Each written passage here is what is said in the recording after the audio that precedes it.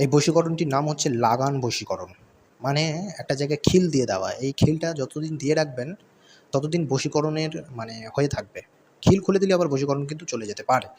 কি করতে হবে? শিব মন্দির থেকে মঙ্গলবার দিন শিব মন্দির থেকে পুজো করতে হবে। পুজো দিয়ে একটু শিব মন্দিরের আশেপাশে থেকে একটু মাটি আনতে হবে।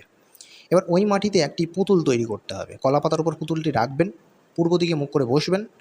পুতুলটি যিনি বশীকরণ করবেন বা যাকে করিয়ে দেবেন, ধরুন তান্ত্রিক গুণী ওঝা কাউকে করিয়ে দিচ্ছেন, সেই মানুষটির পুতুল তৈরি করতে হবে এবং পুতুলে প্রাণ প্রতিষ্ঠা করে নিতে হবে।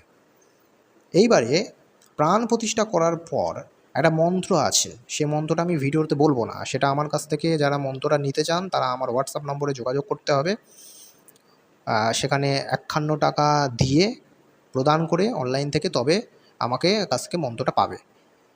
এই মন্ত্রটি কী করতে হবে? এই মন্ত্রটি ২১ বার ওই পুতুলের ওপর পড়তে হবে। তারপর একটা ছবি নিতে হবে, এবার যাকে বশীকরণ করা হবে তার ছবি। ঠিক আছে? বশীকরণ যিনি করা হবে যিনি বশীকরণ করবেন, যে বশীকরণ হবে সেই তার একটা ছবি লাগবে। এই ছবির মধ্যেও ওই মন্ত্রটি, যে মন্ত্রটি আমি দেব, এই মন্ত্রটি আপনি ২১ বার পাঠ করে ফুঁক দেবেন ছবিটির মধ্যে, প্রাণ প্রতিষ্ঠা করে নেবেন এর আগে। এবার প্রাণ প্রতিষ্ঠা করার পর এই ছবিটি নিয়ে ওই যে মাটির যে মূর্তি আছে, যে ছেলেটির মূর্তি, ধরুন ছেলেটি বশীকরণ করবে মেয়েটাকে, তাই মেয়েটার ছবিটা ছেলেটির মূর্তির বুকের মধ্যে ভাঁজ করে ঢুকিয়ে দিতে হবে। ওই কাদামাটি পুতুলের মধ্যে বুকের মধ্যে ভাঁজ করে ঢুকিয়ে দিতে হবে। দিয়ে এবার এই পুতুলটি তার হাতে দিয়ে দেবেন, যে বশীকরণ করতে চাইছেন তার হাতে দিয়ে দেবেন, বা নিজে করলেও নিজে করতে পারেন।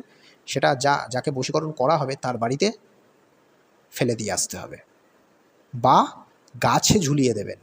মূর্তিটি কোনোভাবে কোনো প্লাস্টিক বা কিছুর উপর দিয়ে গাছে ঝুলিয়ে দেবেন। গাছ থেকে যতক্ষণ না নিচে নামবে ততক্ষণ কিন্তু বশীকরণ হয়ে যাবে। এটা হচ্ছে লাগান বশীকরণ, লাগিয়ে দেওয়া। মন্ত্রটা পেতে হলে আমার সঙ্গে যোগাযোগ করতে হবে।